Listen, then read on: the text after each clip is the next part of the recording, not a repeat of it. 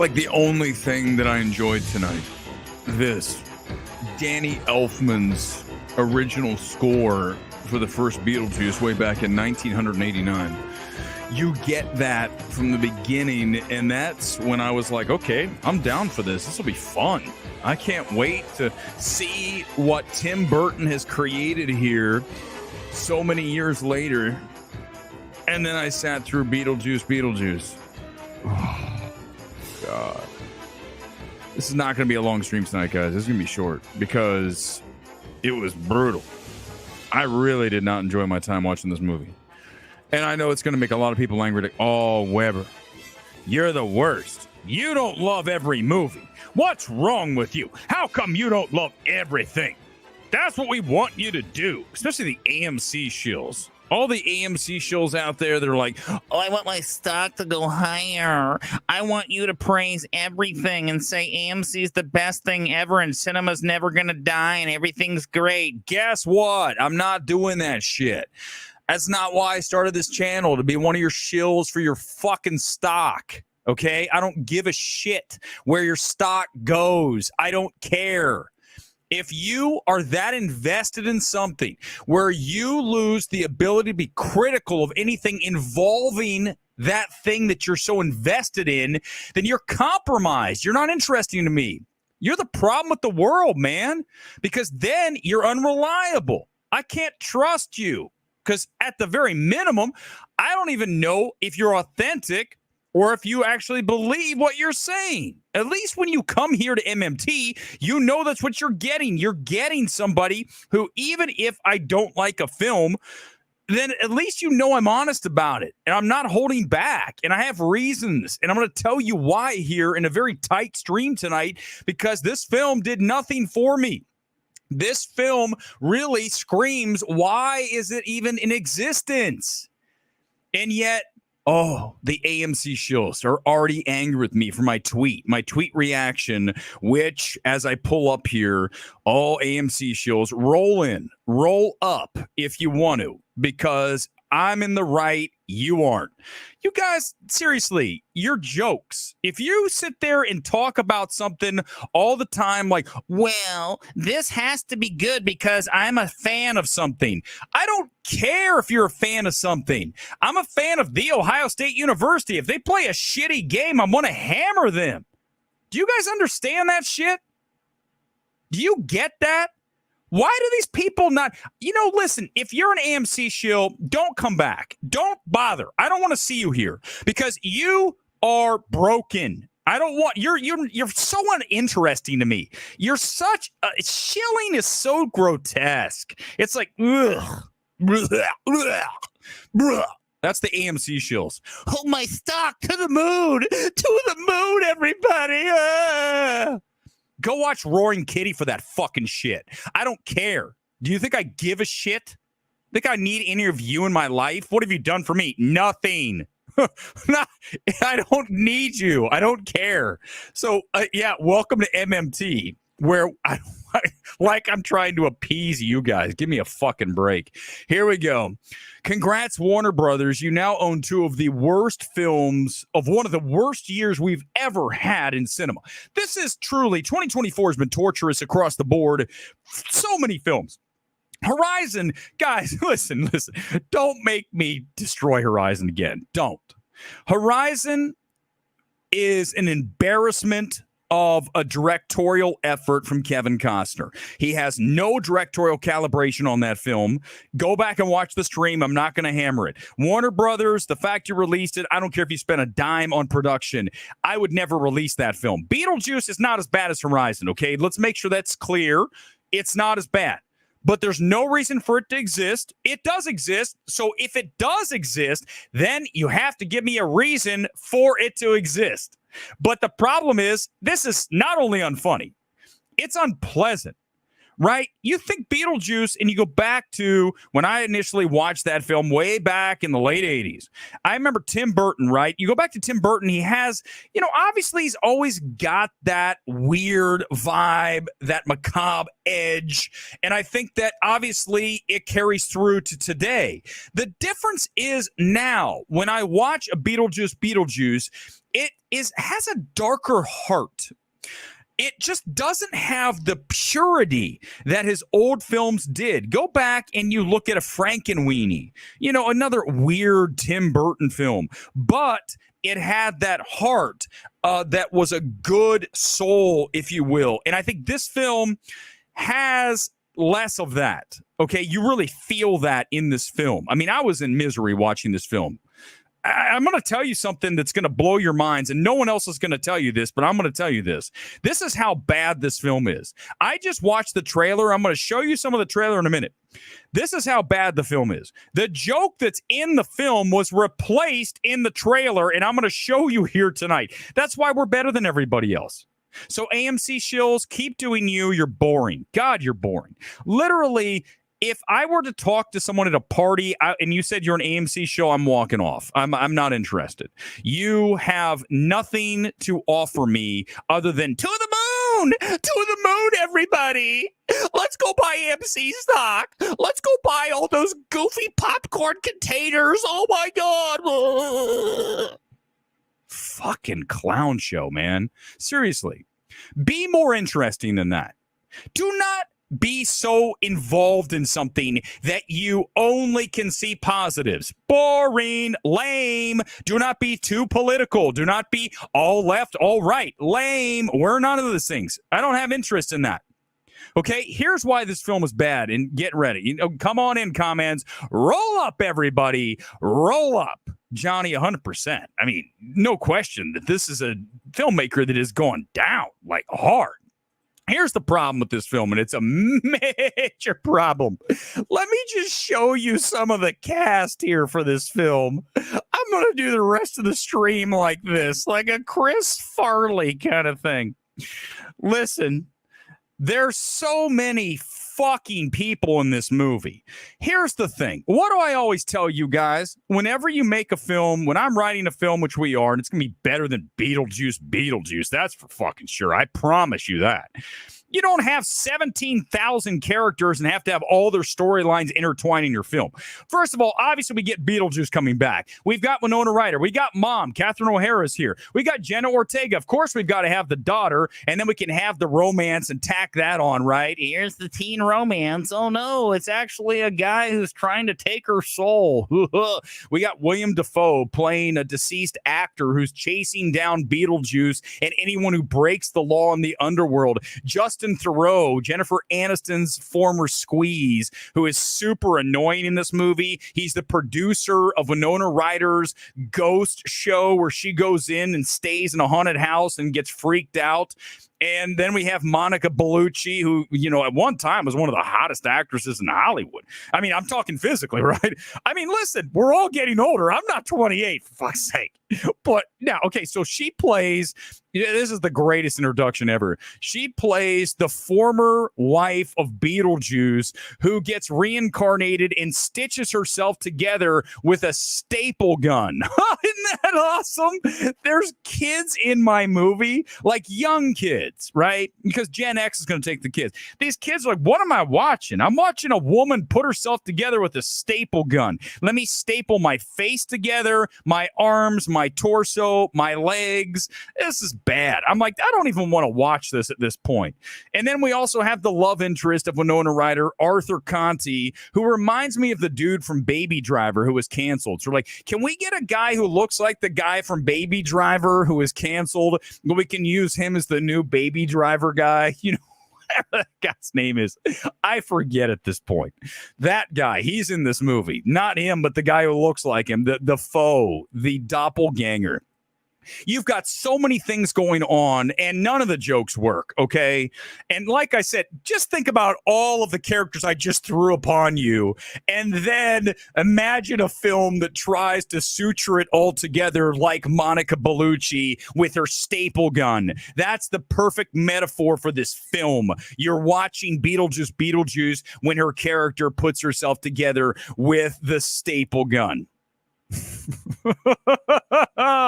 No one's better than us. Nobody. So AMC shills, own it. Ansel, that's right. Ansel, Mr. Canceled. Ansel the Canceled. All right, let's go. I got to show you this because I need you to understand how bad, and this is how good I am, okay? I mentioned it's not for families. Like this stuff, man, if you take a kid to see Beetlejuice, they're going to look at you like, thanks, Dad. Thanks, Mom, for taking me to this twisted shit that doesn't even have a good heart anymore. Tim Burton's become an old, angry, Satan-worshiping bastard. It kind of feels that way in a way, right? And wait till you see the movie. You'll be like, this is dark, man. I get it. Yeah, Beetlejuice is a demon, but still, it just, again, it reminds me of that terrible film, Lisa Frankenstein. Remember that? Oh, it's like it almost feels like that was Tim Burton too. Now that I've seen this, I'm like, I'm pretty sure Lisa Frankenstein was Tim Burton. I know it wasn't, but it feels just as bad as this. This has just been a big time losing year. I mean, God, was Lisa Frankenstein this year? Okay, also, before I show you the joke that was changed, I want to call your attention to the closing marriage sequence in this film. It has an old song. I believe it's MacArthur Park. It's like a song from, I don't even know the guy's name, Richard Harris. I'm pretty sure that's the song. I had to look it up on YouTube. And they play the entire song as Beetlejuice is getting married to Winona Ryder, and then all hell breaks loose, and everyone's lip syncing the song, and it goes on for like 5 minutes. This is one of the worst sequences of the year, along with the Tina Turner song and dance to You Better Be Good for Me, to me, from If. These are two terrible sequences. If you're asking me what are the two worst cinematic sequences this year, the marriage sequence in Beetlejuice and Tina Turner, You Better Be Good to Me, and If. These are terrible. Guys, you don't understand. If anyone's saying Beetlejuice is a great film, and I'm going to drag Menzel from here to hell and back into Beetlejuice's realm and back, it's not a good film, okay? Jump in the line. Yeah, I understand. It doesn't work. It doesn't work here. First of all, I'm going to tell you also, I have to be honest because I'm not an AMC shill. If I were an AMC shill, then I'd be lying about this shit and I'd be saying everything's great. I wasn't excited to see this film. That doesn't mean that's why I'm hammering it. But if I'm not excited to see it, you better give me something good. Go back to Blink Twice, a film that I had no interest in seeing, and I was blown away by Zoe Kravitz's directorial debut. One of the best films of the year. Okay? If you're going to put me into a cinema for a film I never even want to see a sequel to, and I'm Gen X, then you better make it great. And it's not. This film has so many problems. Let me point you to something that was crazy. I'm going to show you a bit of the trailer, and this is only going to work if you've seen the movie. So anybody who has not seen this, you're not going to get this. Watch, and I want you to listen to the joke from trailer number 2, and I'm going to tell you what the movie has versus what you're about to hear. Listen to this line from Jenna Ortega, and then I'm going to tell you this is a sign that Warner Brothers knows this film sucks balls. Listen to the line.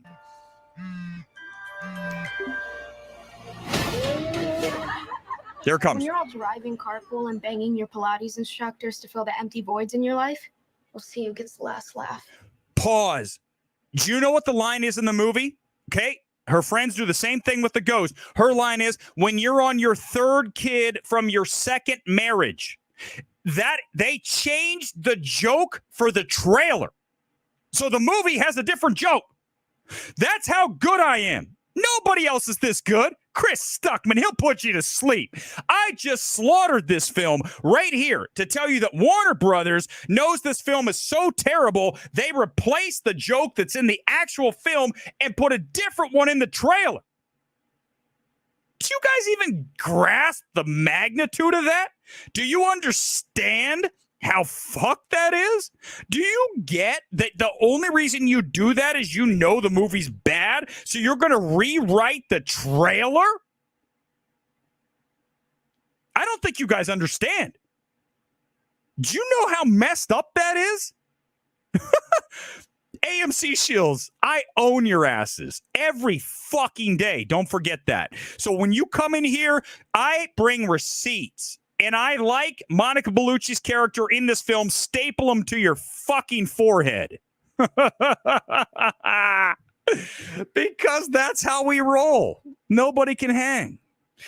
Which joke made you laugh? This one? Let me play it one more time. The joke that they wrote for the trailer. Here's the joke from the trailer. Let me give you the joke from the movie one more time. When you're all driving carpool and banging your Pilates instructors to fill the empty voids in your life, we'll see who gets the last laugh. Pause. Her line in the movie, one more time, is when you're on your third kid from your second marriage or your second, no, I think it's that. It's either second marriage from third kid. That's the line. Is that the same line? Also, do you want to notice something else that I'm good at? Ready for this? Watch this. This is why Weber slaughters everybody. Watch her. Watch the cutaway. Watch the cutaway as the joke is delivered. Driving carpool and banging your Pilates instructors to fill the empty voids in your life, we'll see who gets the last. Okay, so what you have here is you have multiple takes on the set of different jokes, and the studio liked that joke in the trailer better than the one in the actual movie. I can't even tell you how messed up that is. Why would you do that? I just want to bring that to your attention. The other reason this movie's bad, there's so many reasons. I already gave you the three. Here's the three. The only thing that I liked is what I played you off the top, Danny Elfman's score. Because that's nice to listen to. Let me just bring that back in because at this point, who gives a shit? Because the stream is what it is. Here we go. Let's listen to this again. Let me pull it up and let's listen. I just want to hear Danny Elfman because it'll make me feel better.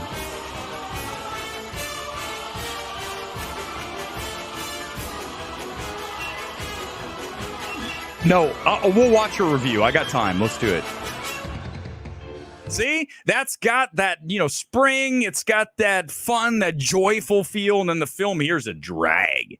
I mean, and then also, can I tell you one other thing? When you watch this film, right, when you bring back Beetlejuice, when's the first time you should see Beetlejuice? Help me out. When's the first time you as the audience should see Beetlejuice? Everyone come in with a comment. Tell me what you think. You know damn well when it is. When she conjures him. You do not see Beetlejuice before she conjures him. Before Winona Ryder says Beetlejuice 3 times, you should never see Beetlejuice. Guess what? This film shows you Beetlejuice before that. I'm like, what? And then when he comes out, he's out of the world. He's like, the juice is loose. I'm like, well, he was already loose. We saw you earlier in the film. This is bad. You guys understand? This is why the AMC shills can't even hang, because they watch a movie like this and they literally have low IQ watching. They're like, oh, this is good. I'm going to go fill up my popcorn. Oh, where's my Hugh Jackman popcorn thing? Oh, shit, it's here somewhere. Damn it. Did I throw it out? No. There it is. I get it. All right. This is what happens when it's live. I wasn't ready for this. The AMC shills at home like, look what I have. I've got my Wolverine popcorn box. Are they cool? Look, everybody. Look, it looks like he's giving head to the microphone.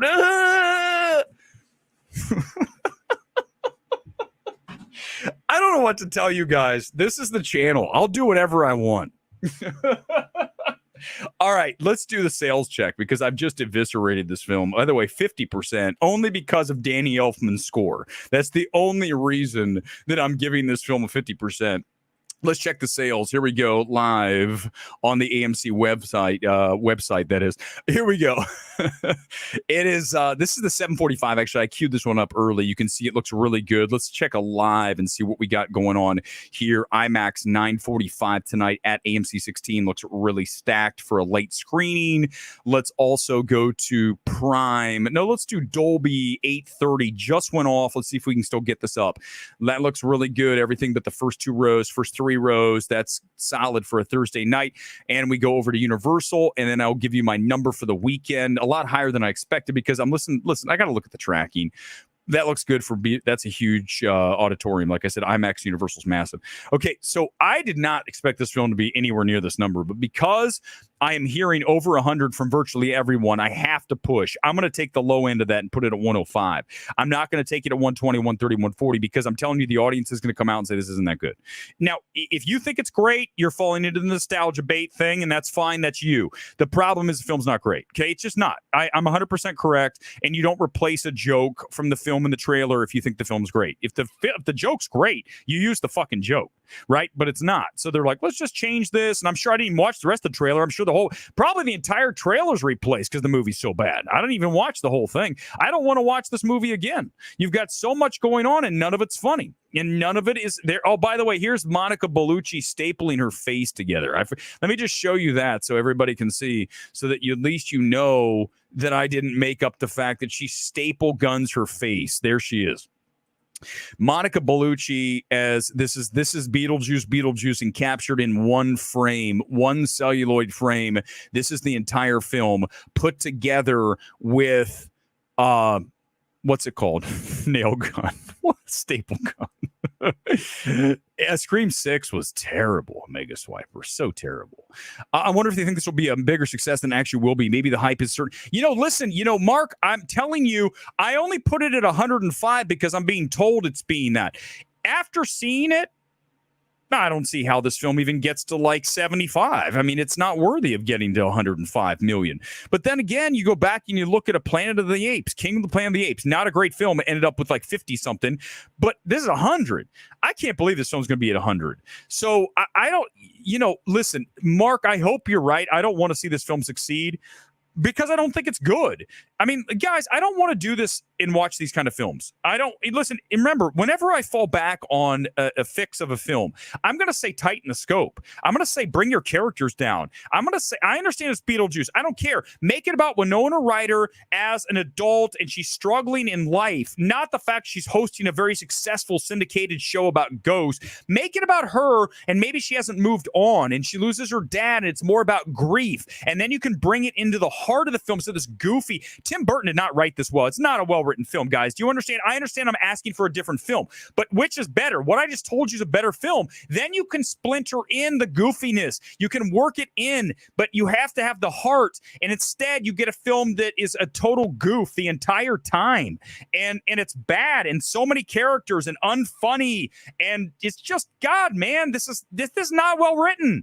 I'm telling you, my movie's better than this. Way better than this shit. I know that you're like, well, that's an accomplishment. You're better than Beetlejuice, but it's bad. All right. Let's see. What else do I have here tonight? Couple more. I'm not doing much else. It's going to be a tight thing. I'm going to do tonight's Kits Arsenal. I did it for Beetlejuice, the green, so give me some love for that. Give me a thumbs up. Also, Rotten Tomatoes score check. I have not looked. This film better not be over 70%. If it's over 70%, I'm going to get angry, and then I'm going to scream, and I'm going to throw and end the stream. I'm going to end the stream with the Hugh Jackman popcorn thing, fellatio to the mic. That's how we're going to end it if it's over 70%. And roll the dice, everybody. Who thinks it's over? Oh, fuck. It's at 78%. 77. Can I just say, as he does fellatio, can I just tell you, that's it. This isn't safe for the kids, just like Beetlejuice. Although there's no fellatio of Beetlejuice in the movie. There's none of that. So at least there's that. But here's the deal.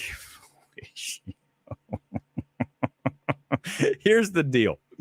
This film should not be at 78%. You know why it's at 78%? Because these people fell for the nostalgia of the whole thing. That's not enough. Nostalgia is not enough. You've still got to make a good film. This film is unfunny, overpacked, completely, I would almost say heartless.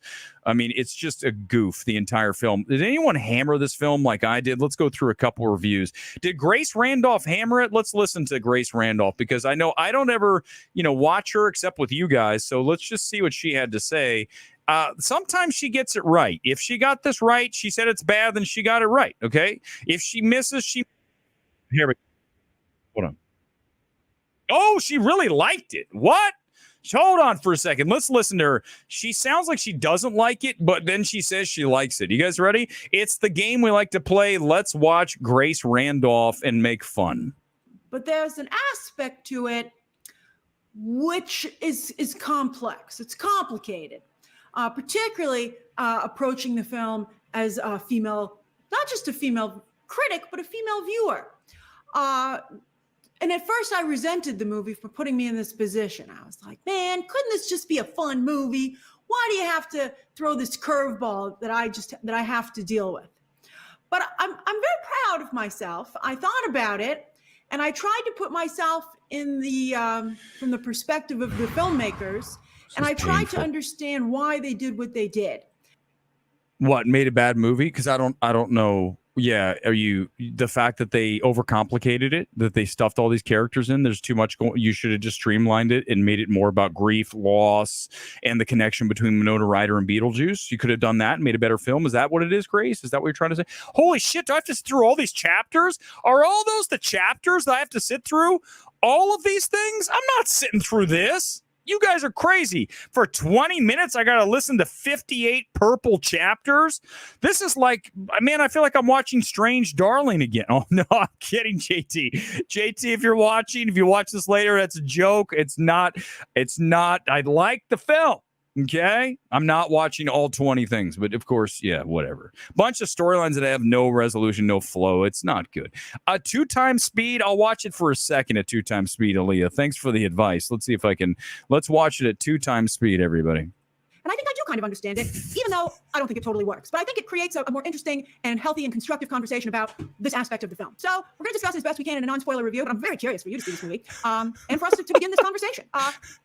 It's interesting. I took a little bit of a breather this morning after seeing the movie because overall, again, I love the film. I think it's very strong. I love his maybe a little. Seriously, Johnny, can I just say, I'm going to pause and we're going to get ready to end. I think we're doing 30 tonight. I'm just beat. I mean, I did the long Joker thing last night. I don't have much more to say. I'm disappointed by this film, just like everything this year. No one gets the point like we do. Why do these people, like, she's not even at the point where how many minutes in are we? Like 3 minutes? We're a minute, but it feels like 10. And I'm at second speed. I'm at 2X. Is there a 3 or 4X for Grace Randolph? I'm not sitting through these 10 chapters. But Johnny, that's a gold star for you. I'm going to star your comment. I'm running the show tonight, so I don't get to horrid. It's always time to get angry on the show. Are you kidding me? And then it's time not to. It's just like nothing against the film, but I'm tired of remakes and reimaginings. The trailer for this film looks like reheated TV dinner food that's 3 days old, boring and stale. You saw the movie I saw, and you didn't even see the film. So, John, imagine how I feel. Listen, guys, I can't go any further tonight. I'm exhausted. It's 1,000 degrees here in LA. So we'll be back on Saturday morning for she's so tired I am. Sunday morning, breaking box office. Will this get to 100 million? I'll be shocked. But I mean, listen, the numbers all tell me.